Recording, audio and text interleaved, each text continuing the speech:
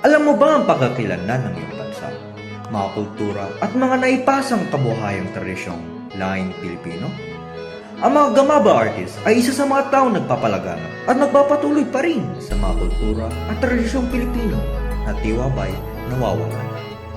Ilan sa mga katahing-tahing sining at tradisyon na kanilang pinapagpatuloy ay ang mga handcrafts, paghahapon ng mga textile, paggawa ng mga salakot, woodworks at metalworks, paggawa ng mga katutubong instrumento, selebrasyong diwa ng mga katutubong musika, pagsasayaw at iba pa. Sila ay importante sa pagkabuhay muli ng mga unting-unting naglalaos ng mga kultura sa labis ng pagkamodernisasyon ng Pilipinas. Sa pagkabayay pabalik sa karoroonan, pagmasdan natin ang nakatagong talento ng ating kinagisnan ng mga master artisans at performers. Do you know your Gamaba artists? Check out in part 2.